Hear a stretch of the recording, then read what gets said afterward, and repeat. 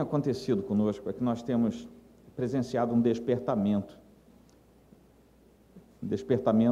visto a olhos nus, daquilo que nós costumamos chamar de migração interna nas igrejas, muitas vezes, um despertamento a partir de outros irmãos, de outras tradições, em direção à fé reformada. E nós nos perguntamos por que isso.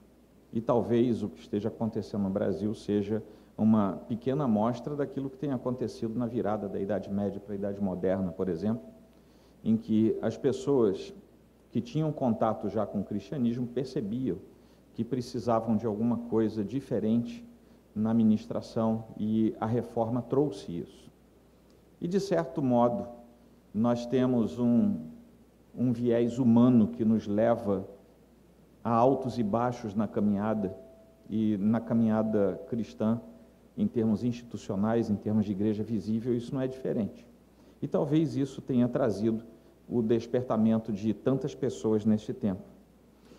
Os calvinistas, nós, reformados, e já antecipo que presbiterianos no Brasil, e talvez até fora do Brasil, sejam o grupo que mais representa essa ala, que nós chamamos de calvinistas, é conhecido como um grupo que tem fidelidade no estudo e na aplicação da palavra. Então isso faz com que irmãos de outras naturezas e tradições fiquem, de alguma maneira, também entusiasmados em poder ter acesso a uma ministração que seja, de fato, focada no estudo da Escritura.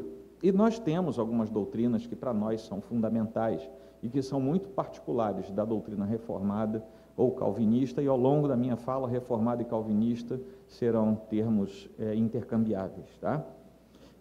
Nós damos grande apreço à aliança de Deus para conosco, damos grande apreço à soberania, temos grande interesse em estudar a respeito da graça de Deus, e quando nós somos cristãos, todas essas frentes doutrinárias e mais algumas outras são extremamente importantes para o nosso crescimento pessoal. Então, tudo isso tem a ver com o despertamento que nós temos visto. Também é verdade que a nossa eclesiologia chama um pouco a atenção, e isso tem a sua base no calvinismo também. Nós temos cerca de 500 anos de história, passando já um pouquinho, e o movimento calvinista foi o mais denso, foi o mais intenso daquele período da Reforma, e que deixou rastros mais profundos naqueles lugares em que a Reforma estava sendo noticiada e vista no velho continente, do início do século XVI. Era o início da era moderna, já havia um grande impulso de tornar humanista o pensamento humano no geral das sociedades, e nós conseguimos naquela época trabalhar bem com essa questão, porque se é bem verdade que nós precisávamos humanizar a forma de pensar o ser humano, por outro lado não podíamos tirar Deus do centro, e o humanismo daquele tempo cada vez mais migrava para um humanismo antropocêntrico, como aconteceu depois, nós sabemos. Mas o humanismo que a Reforma trouxe era um humanismo que não tirava Cristo do centro da relação. E isso fez com que houvesse uma conjunção de fatores que fez com que, por exemplo, na fala posterior de Schaeffer, Francis Schaeffer, se você traçar uma linha horizontal na Europa, você vai ver o que aconteceu dali para cima e dali para baixo. Do meio da Europa para baixo, a influência foi nitidamente de um humanismo antropocêntrico. Do meio da Europa para cima, foi nitidamente de um humanismo ainda teocêntrico. E isso fez muita diferença na formação das sociedades, algo que é visto até hoje, embora já estejam totalmente secularizadas. Mas isso fez com que o ser humano fosse valorizado numa parte da cristandade europeia que evoluía. O calvinismo promoveu uma evolução na percepção daqueles filhos de Deus que eram cristãos e descobriam uma profundidade maior no seguir a Cristo, ao mesmo tempo em que evoluíam na sociedade e percebiam que isso tinha levado aquelas pessoas para algo melhor. E aquilo que Calvino, depois, já na segunda geração, a nossa frente doutrinária surge na segunda geração da Reforma. Calvino e Lutero da primeira, eles tiveram poucos anos vamos dizer assim, de coexistência, né? Mas Calvino pequenininho e Lutero já bem maduro. Então, nessa segunda geração, nós tivemos a formação daquilo que hoje nós chamamos de calvinismo, que inicialmente foi um termo usado de forma pejorativa para falar mal daqueles que seguiam aquilo que Calvino vinha falando. Ele próprio não gostou disso, mas não teve jeito. É que nem apelido, né? Alguém põe um apelido em você, se você reclamar, nunca mais sai de você, né? E foi isso que aconteceu. Assim como aconteceu também com os protestantes, enfim, são termos que inicialmente são usados de forma pejorativa e que se estabelecem. Mas algumas coisas eram colocadas desde o início, e eu estou indo lá atrás para poder a gente entender como é que isso apareceu aqui no Brasil depois. A mais importante delas era o teocentrismo. Era necessário entender que Deus era o centro de todas as coisas. Não era mais a igreja que era o centro de todas as coisas. Havia um deslocamento naquele momento da horizontalidade da igreja institucional para o Deus transcendente, metafísico, que agora se relacionava individualmente com as pessoas e não mais institucionalmente através de mediações humanas, principalmente mediações que sabidamente enfrentavam também problemas. Juntamente com isso, e por causa disso, havia necessidade de estabelecer uma centralidade absoluta na Escritura. E ainda ali no início da Reforma nós temos duas vertentes. Eu posso fazer tudo que a Bíblia não manda que eu não faça, ou eu só posso fazer aquilo que a Bíblia manda que eu faça. Logo no comecinho da Reforma houve essa bifurcação, mas o fato é que a centralidade da Escritura torna-se um pano de fundo essencial no calvinismo genebrino que seria formado depois. Junto a isso, havia necessidade de transportar do interior de um coração mexido por Deus para fora. E daí que as questões de testemunho e de vida cristã exemplar se tornam fundamentais no calvinismo. E até hoje nós precisamos entender que nós que somos reformados não costumamos ter listagens de coisas que nós podemos ou não podemos fazer, mas nós devemos ter a nossa consciência de tal maneira atrelada àquilo que a Escritura nos diz, que nós precisamos entender que o nosso testemunho público é algo que reflete a presença de Deus ou não. E isso vem desde o começo da Reforma. Isso se colocou de maneira objetiva a partir da Reforma. E por causa disso, e por causa do testemunho de vida cristã exemplar, surge também a necessidade de influenciar positivamente a sociedade em que a igreja estava plantada. Isso aconteceu em Genebra de modo muito positivo. Para vocês terem uma ideia, nós hoje falamos aos quatro ventos que nós temos uma diferenciação clara entre igreja e Estado. E todo mundo aplica isso aos escritos de Montesquieu. Mas Calvino já trabalhava esse princípio 200 anos antes em Genebra. Então nós temos algumas conquistas também que saem da igreja e se estabelecem na sociedade, operacionalizadas por Calvino, e claro, todos aqueles que o ajudaram, que transformaram a mentalidade do processo ocidental, de tal maneira que até hoje nós carregamos alguns princípios e motivações que começaram embrionariamente ainda em Genebra.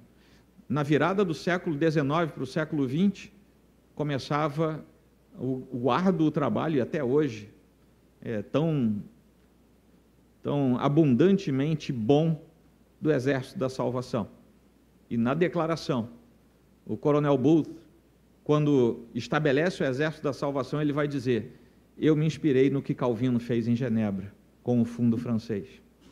Então, aquilo que vem sendo desenvolvido a partir de Genebra entra e se torna parte íntima, interior do processo calvinista. Então, quando nós dizemos que há um calvinismo estabelecido, isso não é apenas uma forma de crer na Bíblia. Isso não é apenas um formulário doutrinal ao qual nós nos amarramos, mas é todo um sistema de fé, de doutrina, de credulidade, de testemunho e também de exposição pública daquilo que nós somos. E isso precisa se espraiar a partir daquilo que nós somos e fazemos para toda a sociedade, não apenas para dentro da igreja, mas para toda a sociedade. No entanto, é necessário, pela história da igreja, não pelo que aconteceu em Genebra, particularmente, mas pela história da igreja, é necessário que nós tenhamos cuidado, porque muitas vezes, para atender e para levar, nós nos esquecemos do que nós somos e queremos nos aproximar demais daquele que nós atendemos. E aí nós tornamos rarefeita a beleza que nós temos no calvinismo. Então nós temos que ter cuidado com isso. Chega um tempo depois em que Kuyper vai nos dar algumas informações, Abraham Kuyper vai nos dar algumas informações, e ele vai explicar como é que se deu esse processo, em que nós nos tornamos diferentes do islamismo, do paganismo e também do catolicismo romano. E uma das coisas que ele destaca no calvinismo, e daí isso é confirmado para nós, ele sendo um autor bem mais recente, é que o elemento testemunhal do cristianismo calvinista, ele não é apenas doutrinal, mas ele é profundamente relacional com aquilo que Deus nos dá. Ou seja, nós não temos uma igreja que se estabelece entre nós e Deus, sendo necessário transpor através dos seus próprios meios. Nós não temos um Deus distante que não é relacional, e nós não temos um Deus que precisa ser buscado naquilo que Ele próprio criou. Então ele faz uma relação que nos mostra que nós temos algo bastante diferente a zelar enquanto calvinistas. Lá na Sociedade de Genebra, houve bastante evolução naquele tempo em que Calvino esteve à frente, lembrando que ele morreu muito novo, cerca de 54 anos, eu já tenho 4 anos de lucro em cima de Calvino, já estou com meus 58 quase, mas o fato é que eu separei apenas alguns, porque eles deixam reflexos na história do calvinismo e chegam ao Brasil depois. O primeiro deles é na educação. Quando Calvino começa a entender a sociedade genebrina, ele percebe que, assim como toda a sociedade saindo da Idade Média, aquela era uma sociedade majoritariamente analfabeta. E no entendimento de Calvino, por causa da Escritura, se não houvesse estudo, letramento, crescimento intelectual e cultural, a sociedade não teria como melhorar depois. Então ele funda a Academia de Genebra, todo mundo já deve ter ouvido falar, depois se transforma na Universidade de Genebra, está lá até hoje, só que já perdeu a sua confessionalidade há muito tempo, mas naquele tempo começa a Academia de Genebra com 2 cursos. Um era para chamar a população em geral que precisava estudar, aprender a ler e escrever, e ir até um nível médio de estudo, e por não conseguir trazer todo mundo da cidade, ele faz uma seleção etária, dando prioridade aos mais jovens, a fim de que eles fossem a força de transformação nas gerações imediatas. E, ao mesmo tempo, começa um curso, vamos dizer assim, superior, que era o de formação de ministros. Ele só leva 5 anos de vida até que esse curso já esteja consolidado. No primeiro ano,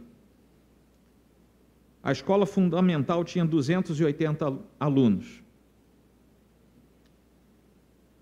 5 anos depois, já havia 1.200 alunos, habitantes de Genebra, aprendendo a ler e escrever, para que a cidade, a cultura, fosse transformada. O número de pastores também cresce assustadoramente. 5 anos depois, já havia cerca de 300 pastores de vários lugares do mundo estudando lá com eles. Foi de lá que Calvino, embora estivesse viajando, responde a carta que recebe aqui do Brasil e manda depois para nós. 14 huguenotes, junto com outras 280 pré-colonos que chegaram aqui em 3 navios, 1557, se não me falha a memória. Mas lá também, em Genebra, o que veio a influenciar depois a fundação do Exército da Salvação e várias outras instituições de cuidado às pessoas que carecem, ele estabelece algo chamado Fundo Francês, e ganha esse nome inicialmente porque era para atender as pessoas que emigravam da França sob perseguição religiosa, primeiro de Henrique II, depois de Francisco I, e nesse caminho, muitos deles passavam por Genebra. E começa então o Fundo Francês, que era para ajudar esses desvalidos que muitas vezes deixavam tudo que tinham para preservar a vida e saíam correndo com suas famílias, com aquilo que conseguissem carregar em mãos. O caso é que, tanto no Fundo Francês, que depois multiplica as suas ações, começa a trabalhar com prostituição, começa a trabalhar com gente que passava fome, começa a trabalhar com os sem-teto de Genebra, tinha sem-teto lá em Genebra, começa a trabalhar com pessoas das mais variadas necessidades, famílias indigentes que estavam na rua, e casas são construídas, pessoas são redirecionadas às suas casas, grupos familiares são montados, e o que há de curioso nessas duas manifestações de cuidado com a educação e com a pobreza é que Calvino entendia que o Estado não deveria participar, mas deveria ser algo da iniciativa de pessoas que entendessem o que era aquilo e pudessem ajudar. Ao mesmo tempo, ele não queria sobrecarregar a igreja de São Pedro, da qual ele era o pastor. Então ele formava redes de doações que entendiam o que estava acontecendo e faziam com que aquilo fosse possível. Talvez nós tenhamos hoje nos países anglo-saxões ainda o resquício dessa tradição. Você sai de uma universidade americana, inglesa, alemã, nem sei, mas ali dos países das Ilhas Britânicas, dos Estados Unidos e parte do Canadá, e você vê a tradição de não serem instituições públicas, governamentais, e de os alunos depois se tornarem os maiores mantenedores e ofertantes ao longo da sua vida. Essa tradição talvez seja ainda resquício daquilo que aconteceu aqui nesse tempo em Genebra. Avançando, nós temos uma grande modificação da ética estabelecida, a ética pública, inclusive com a modificação daquilo que se entendia por políticas públicas na cidade de Genebra. E 3 processos de liberdade são estabelecidos em Genebra de modo embrionário e de modo inédito. Primeiro foi a liberdade na igreja. Eu não vou entrar em detalhes aqui, mas Calvino foi convidado a sair da cidade, depois foi convidado a voltar para a cidade. Quando ele é convidado para voltar para a cidade, ele coloca alguns pingos nos is. E é aceito, porque eles queriam que ele voltasse, a negociação para ele ficou mais fácil naquele momento. E ali começam a acontecer coisas que até hoje presbiterianos praticam. Ali começaram a eleger os ministros. Ninguém elegia ministros, não existia isso. Pela primeira vez, de modo ordenado, por exemplo, na política pública, pessoas foram eleitas para cargos públicos. Ele errou, porque o mandato inicial era de 1 ano, aí descobriu que em 1 ano você não consegue fazer nada, mudaram a questão do mandato, mas o fato é que o pleito popular começa a acontecer na Europa a partir de maneira ampla, de maneira estruturada, começa a acontecer a partir de uma experiência calvinista. Lá na igreja, ele estabelece um colegiado, ninguém pode ter poder demais dentro da igreja. Olha o conselho aí funcionando dentro de uma igreja presbiteriana. É isso, é a ideia do conselho. Uma nítida distinção entre igreja e Estado, como eu falei para vocês, cada um trabalha no seu lugar, aquilo que os reformados holandeses do século XVIII e XIX vão chamar de esfera de ação.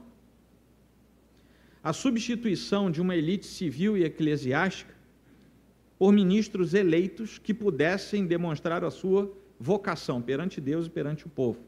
E limites. Assim como havia limites de poder, tinha que haver limite de tempo também. Isso tudo é implantado não apenas na igreja, como também na sociedade civil.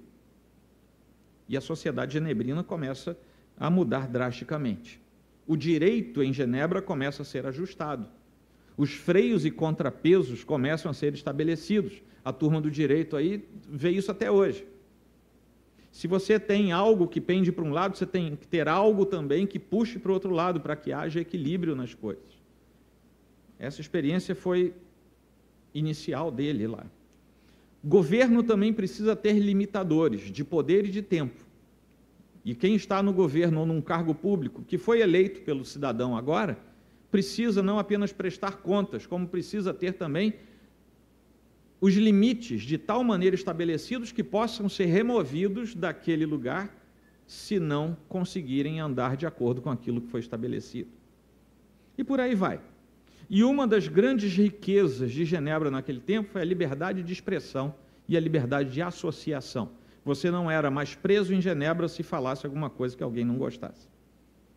Você não tinha a sua mídia social bloqueada, se você falasse alguma coisa que alguém não gostasse. Genebra implanta isso. Calvinistas implantam isso. É por isso que causa estranhamento calvinistas que não conseguem conversar com ideias opostas. Algo que é um problema ainda no calvinismo brasileiro. Não vou falar dos outros ismos, vamos falar somente do calvinismo, tá bom? E outra coisa é a liberdade de associação. Então, eu posso me associar com o reverendo Evaldo, reverendo Jackson, vamos fazer um empreendimento. Isso começa a ser possível na Genebra de Calvino. E a liberdade econômica, cada vez mais, Genebra entra por um caminho em que o Estado era menos e menos requerido, e aquele que tinha a vocação e os meios para empreender cada vez mais era estimulado a isso. De 13 ou 15 imprensas, imprensas manuais ainda naquele tempo, em 10 anos mais ou menos, Genebra salta para mais de 100. Empreendedorismo, facultado e facilitado pelas normativas que começavam a ser estabelecidas. Até aqui está tudo bem? Posso avançar? Então vamos lá. Eu estou pulando aqui, depois, reverendo Sérgio, quando o artigo estiver lá, aí tem um monte de coisa aqui que eu estou pulando, tá? Senão, é porque se a gente fura no horário na primeira vez, nunca mais a gente volta. Então tem que ficar ali dentro. Botei até para eu não perder aqui a hora.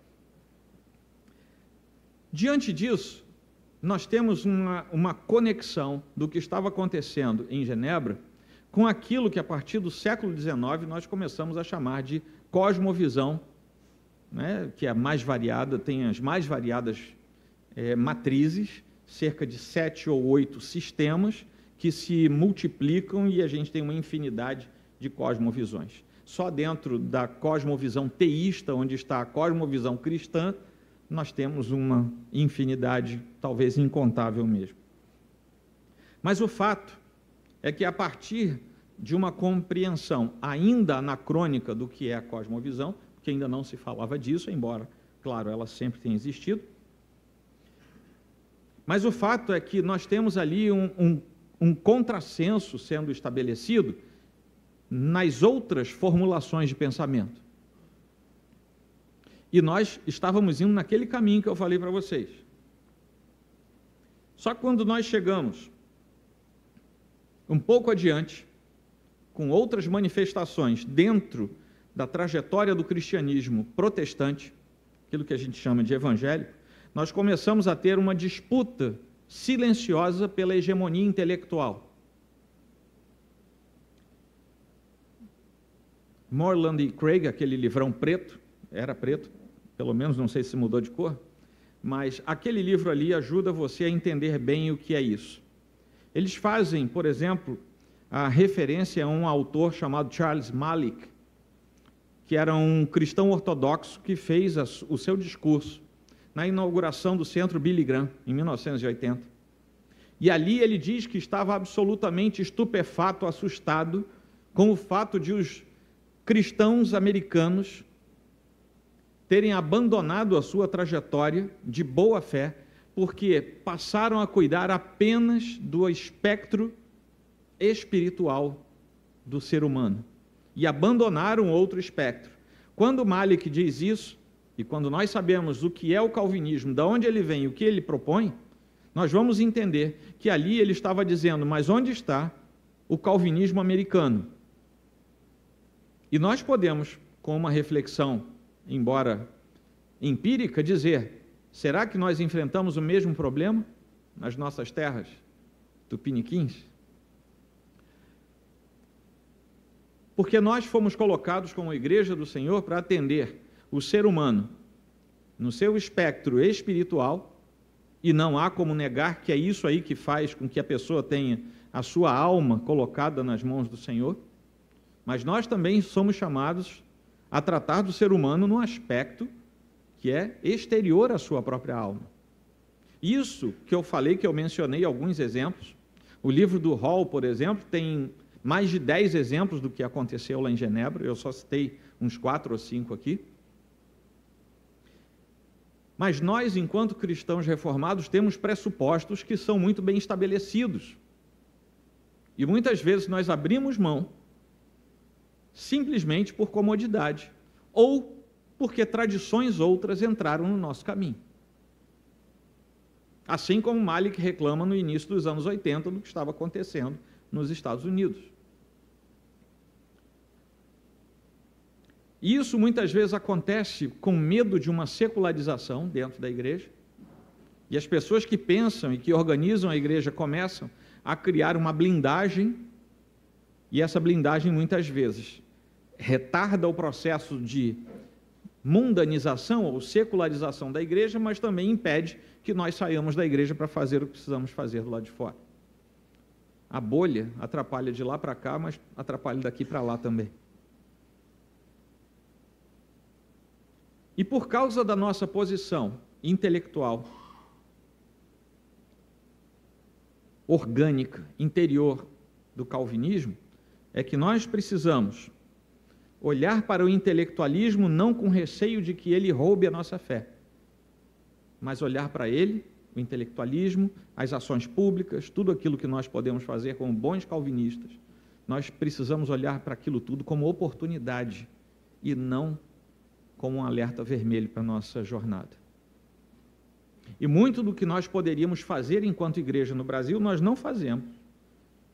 Às vezes por razões naturais, sabidas, falta de recurso, uma série de coisas.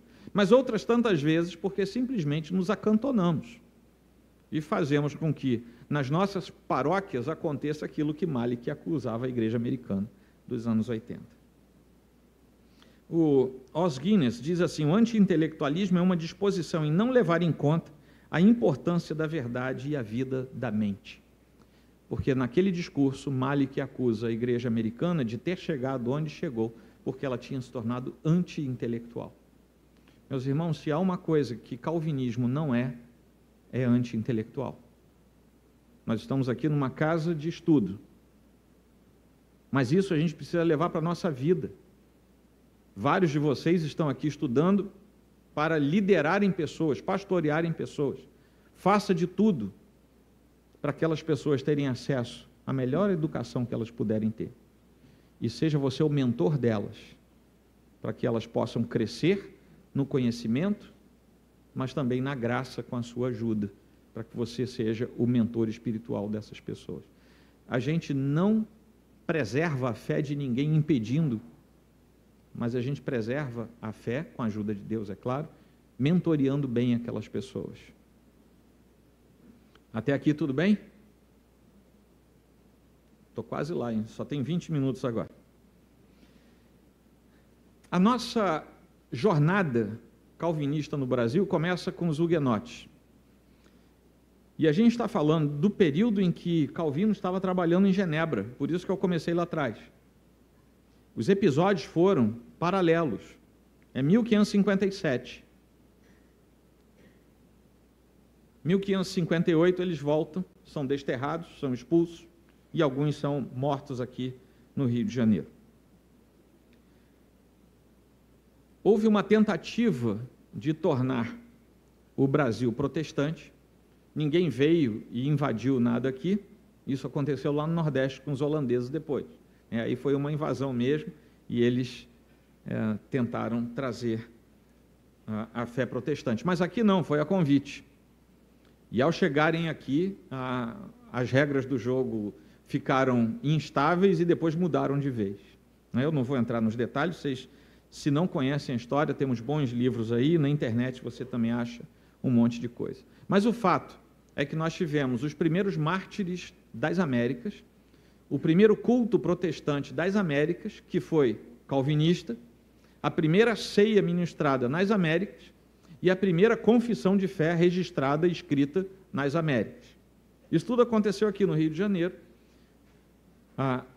Alguns episódios dos mais importantes aconteceram dentro de onde é hoje a Escola Naval, ali atrás do aeroporto Santos Dumont. Não foi na porta da Catedral Presbiteriana. Lá estão os monumentos, tá bom? Então, você não vá acender vela lá. Se quiser acender vela, acenda lá na Escola Naval, tá bom?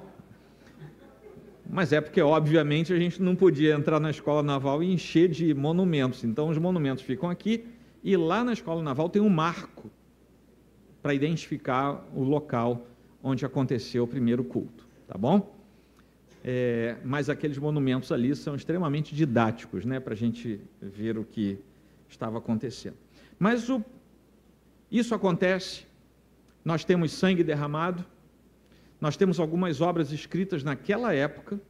Jean Delery, por exemplo, era um dos huguenotes, ele escreve depois, uns 8 ou 9 anos depois do episódio, o livro dele chega, é impresso, e nós temos aí exemplares dele até hoje.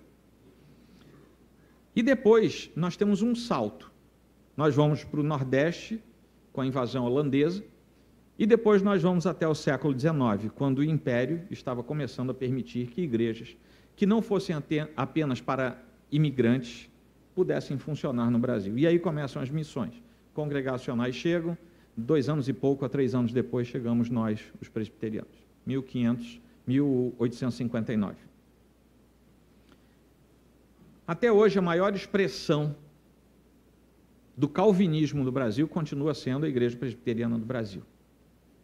É a maior igreja, a maior denominação que professa o calvinismo, a reforma, o calvinismo, como sendo a sua expressão doutrinária plena. Nós temos hoje no Brasil batistas e congregacionais que se identificam como sendo reformados. Claro que teremos algumas diferenças, principalmente na questão do batismo, mas eles se entendem como reformados particularmente por causa da soteriologia reformada. E nós temos um movimento mais recente no Brasil de irmãos que são continuistas e que também se proclamam reformados, tá? Os famosos pentecostais reformados, né? O fato é que todos esses guardam alguns elementos de consonância e também guardam algumas diferenças, obviamente. Mas algumas igrejas independentes e algumas dessas denominações continuistas têm se aproximado bastante de denominações mais amplas, como é a Igreja Presbiteriana do Brasil. Da nossa igreja surgem outras igrejas presbiterianas. No início do século XX surge a Independente e depois nós temos algumas que se desdobram. Algumas mantêm firme a sua profissão de fé, com algumas diferenças daquilo que nós professamos, e outras se afastaram bastante. Ok. Com esse painel de chegada do calvinismo ao Brasil, nós precisamos nos perguntar o que tem de bom e depois o que a gente precisa rever.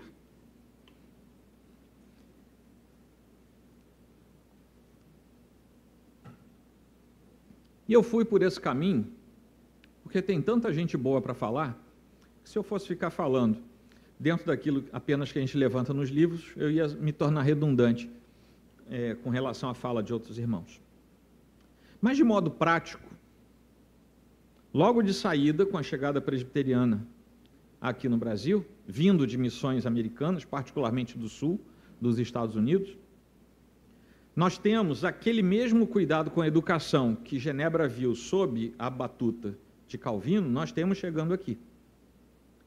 E muito rapidamente, há mais de 150 anos, nós temos o embrião daquilo que se tornou hoje a Universidade Presbiteriana Mackenzie e todas as faculdades, enfim, todas as ramificações do Mackenzie. Nós temos escolas, Brasil afora, que são unidas por associações nossas, presbiterianas.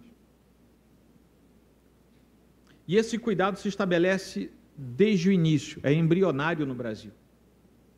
E eu creio, aí isso é meu, é especulação minha, eu creio que teríamos tido mais se não tivéssemos algumas restrições no início da nossa figuração aqui no Brasil, bem como restrições de ordem financeira também. A tal ponto que o imperador Pedro II, visitando a escola, né, não a faculdade, mas a escola em São Paulo, ficou admirado com aquilo e queria que aquele modelo fosse utilizado no Brasil. Para que a coroa pudesse investir, o Mackenzie teria que deixar de ser confessional protestante.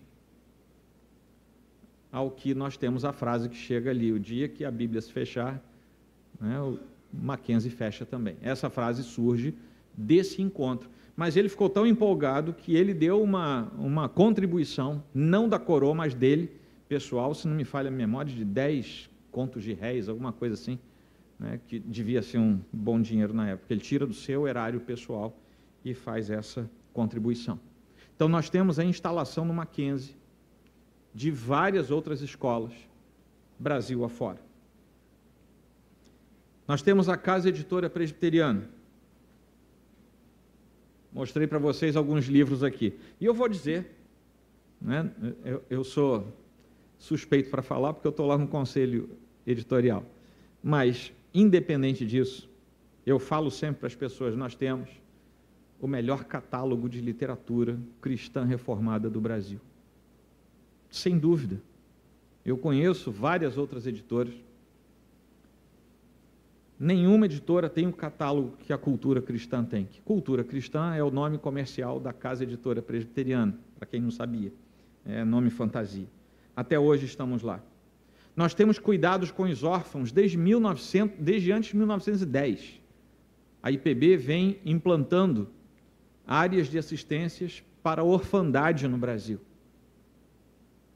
Nós temos aqui em Jacarepaguá o ímpar, que começa bem antes disso, como um orfanato, e que depois, nos anos 30 mais ou menos, recebe aquele terreno da Igreja Presbiteriana de Copacabana.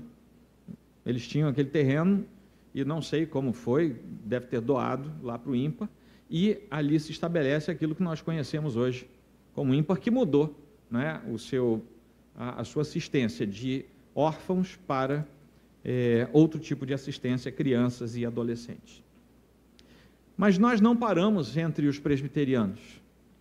Reformados, de maneira geral, têm feito um trabalho bom no Brasil, contribuído muito para a igreja brasileira. Ministério Fiel, por exemplo, que tem não apenas a editora, que foi o início do trabalho, foi a editora há mais de 50 anos atrás, mas hoje tem uma série de atividades, curso fiel de liderança, as conferências, tem de pastores e líderes, tem de jovens, tem de mulheres, uma conferência anual para cada uma desses grupos, cada um desses grupos. Tem trabalhos em países lusófonos fora do Brasil, enviam material.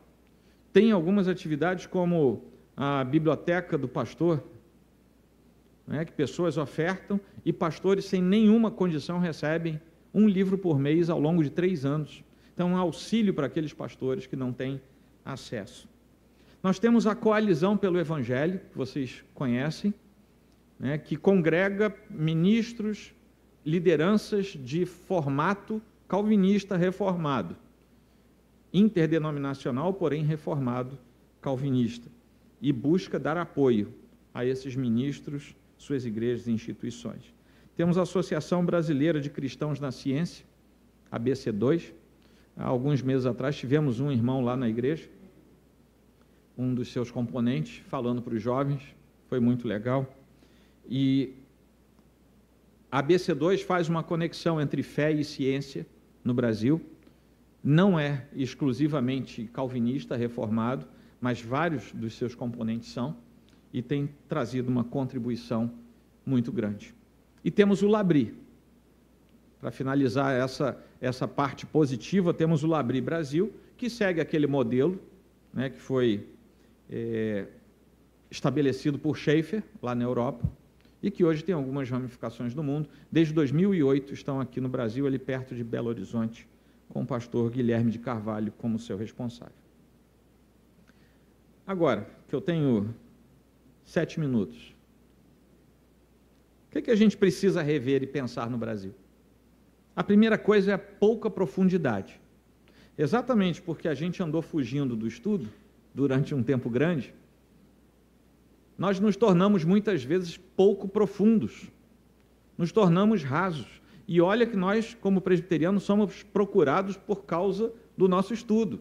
Mas se nós analisarmos aquilo que nós somos e onde estamos hoje, nós vamos ver que precisamos rever muita coisa do nosso aprofundamento teológico, educacional e intelectual. Precisamos rever isso.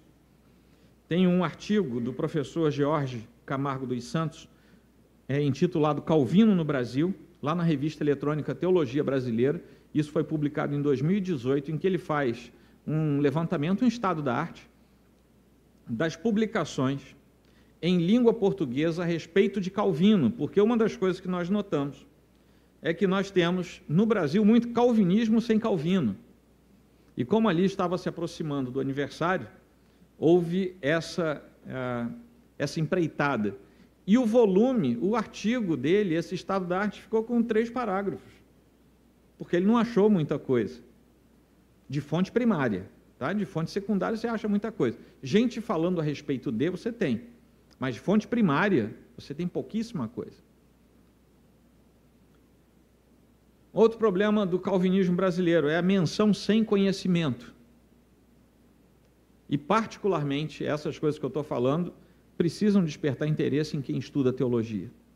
A menção sem conhecimento de causa é um fenômeno contemporâneo, mas que entra também nos arraiais da igreja e nos nossos arraiais acadêmicos evangélicos. A teologia calvinista não vai escapar isso, de jeito nenhum. Estamos nesse mesmo mar revolto aí. E muitas pessoas, Brasil afora, o que elas fazem é se autoproclamar calvinistas, né? Ela passou os olhos no Facebook, leu 3 linhas, já está brigando com alguém naquela postagem e se proclama calvinista. A partir de hoje eu sou calvinista. Ele não sabe o que é Calvino, ele nunca leu Calvino. Ele não sabe o que é o postulado doutrinário reformado. Mas ele está lá criando caso com os outros por causa disso. Um dos problemas que nós enfrentamos, e aí sim, são nossas igrejas, é a facilitação para o acesso à membresia, em que nós, talvez no afã de acolhermos as pessoas e alegrarmos o irmãozinho que já está lá sentado há 10 anos, vendo mais um chegar e se juntar a ele, e tudo isso é lícito, mas tem o seu lugar, tem o seu momento. Às vezes facilitamos demais o acesso a novos membros e não damos tempo para que eles amadureçam e saibam de fato o que é uma igreja presbiteriana. Saibam de fato qual é a doutrina que nós abraçamos. Nós não podemos ter pressa. Calvinista, né? A gente tem a má fama de sermos devagar, então vamos usar essa má fama na hora certa, né? Vamos ponderar. Isso faz bem às vezes, tá bom? Calvinismo sem Calvino, como eu estava falando. As pessoas não entendem o sistema de doutrina que abraçam, exatamente por causa dessa menção sem conhecimento, esse tornar-se raso. E as pessoas muitas vezes simplesmente se lançam por uma moda ou por algo que viram acontecer. Mas o calvinismo, como nós sabemos, deixou uma marca forte em alguns elementos, na ética, na moral, na política, na economia, nas artes, na educação. Essas marcas precisam ser indeléveis em nós e nós precisamos transmitir isso para aquele que está do lado de fora. Um calvinismo raso, um calvinismo sem Calvino, na verdade é o abandono da riqueza que nós recebemos da tradição calvinista, em troca muitas vezes de outras coisas que sejam mais fáceis, mais palatáveis, que no entanto vão nos tornar cada vez mais vazios daquilo que nós deveríamos ser. O problema é que, por causa disso, muitas vezes nós vivenciamos, dentro do calvinismo, um cristianismo também sem Cristo. E aí, se o calvinismo sem Calvino já é ruim, vocês imaginam o cristianismo sem Cristo. Aí é o fim de todas as tentativas, né? Porque desnudar o cristianismo do próprio Cristo representa olhar para o cristianismo apenas como algo que começou há muito tempo e tem reflexos muito positivos. As pessoas se tornam melhores sendo cristãs. E a gente vai transmutando a nossa pregação do Evangelho para uma outra coisa, em que Jesus Cristo não é mais o tema central, mas sim os resultados daquele cristianismo que é notado e que é divulgado. Divulgamos muitas vezes o cristianismo sem Cristo, como eu posso divulgar qualquer outra coisa, fazer propaganda de outra coisa qualquer. E, meus irmãos, isso vai fazer diferença na eternidade daquelas almas, não é apenas pelo que nós vemos. Nós vemos isso cada vez mais sendo salientado por comunidades, igrejas, instituições que se aproveitam do momento e se aproximam de políticas públicas, de ideologias, e vão trocando aquilo que a Bíblia nos dá e aquilo que a nossa história do calvinismo nos dá por coisas que parecem ser mais fáceis ou mais atrativas para os nossos dias. Já indo para o final, nós podemos ter uma deformidade na nossa cosmovisão. E nós, se tivermos a nossa cosmovisão calvinista deformada, nós vamos tomar decisões deformadas. Porque, no fundo e de modo prático, a cosmovisão, além de nos dar equilíbrio naquilo que nós pensamos, nos ajuda a tomar as decisões que nós precisamos. Inclusive diante de fatos desconhecidos. Né? A gente que é um pouco mais maduro, a gente nasceu sem celular no bolso. Um dia a gente teve que se acostumar com o celular. Celular, é bom ou é ruim? O que me ajuda a decidir é a cosmovisão que eu carrego. E nós vamos nos deparar cada vez mais com coisas novas. Está tudo acelerado. E nós precisamos ter capacidade de definir as coisas. E, finalmente, calvinismo fragmentado. É um cuidado que nós temos que ter. O calvinismo, como ele nos dá liberdade de pensamento, de consciência, ele foi se desenvolvendo ao longo desses 500 anos, arredondando, e nós temos áreas cinzentas no pensamento calvinista. Não é todo mundo pensando ou no preto ou no branco. Nós temos áreas em que temos liberdade de trafegar. E o que acontece conosco, numa terra como a nossa, num tempo como o de hoje, é que nós usamos o conhecimento, às vezes raso que temos, para chancelar as pessoas, chancelar as igrejas, chancelar os seminários, chancelar pelo que é ou não é, a partir de um calvinismo fragmentado que eu carrego, mas que eu quero dizer que você é fragmentado. O calvinismo não foi estabelecido para isso. A fé reformada não foi estabelecida para isso. Ela foi pensada e estabelecida para que nós voltássemos à centralidade de Deus e da Escritura. E a partir dali pudéssemos, sim, aferir nas doutrinas e comportamentos testemunhais e também dos outros, não apenas os nossos, mas também dos outros, aquilo que é ou não é bíblico, correto, doutrinariamente são. E com isso, nós precisamos sim aprender a andar com aqueles que estão na área cinza perto da gente. Isso é uma riqueza que nós temos. E você não tem que concordar comigo. Mas o legal é que eu também não preciso concordar com você naqueles pontos que estão na área cinza. Mas há determinados pontos que são nevrálgicos e nesses nós precisamos andar juntos. Desses não podemos nos afastar de jeito nenhum. Quando isso não acontece, nós temos tensões e desconfianças absolutamente desnecessários, que vão fragilizar a igreja do nosso tempo. Nós vamos nos tornar desconfiados de todos os irmãos ao nosso redor, porque afinal de contas só eu que entendi a novidade, né? Todo mundo está errado, só eu que estou certo. E por isso nós começamos a determinar quem é e quem não é. O calvinismo nesse cenário aí, e aqui eu já vou para o encerramento, ele não pode se definir por costumes ou por temas periféricos, mas ele precisa ser definido pela centralidade, em primeiro lugar, das doutrinas cristãs inegociáveis. Em segundo lugar, pela defesa das doutrinas reformadas centrais. Nós estamos falando de calvinismo, não estou falando do irmão de outra tradição, tá bom? Então, se eu me deparo com alguém que diz que é calvinista e me diz também que não crê na doutrina da predestinação, eu posso dizer, meu irmão, você pode ser meu irmão, mas calvinista você não é. Deu para entender?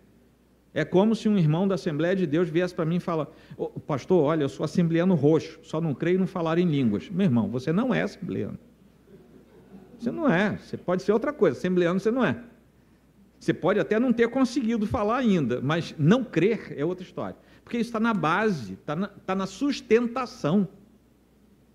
Entendeu? A predestinação está na sustentação da nossa doutrina. Outra coisa também é que o calvinismo precisa se definir como um elemento de praxis diária da nossa vida. Porque se nós passarmos a vida engordando academicamente, nós não vamos servir para nada. Nós precisamos nos alimentar da sã doutrina para fazer com que ela chegue do lado de fora. Primeiro, aos domésticos da fé, e depois àquele que ainda não foi alcançado pela fé. Nessa ordem, é a ordem bíblica das coisas. E com isso, nós vamos estabelecer uma excelência na praxis do nosso exercício como bons cristãos calvinistas. E nós precisamos fazer isso.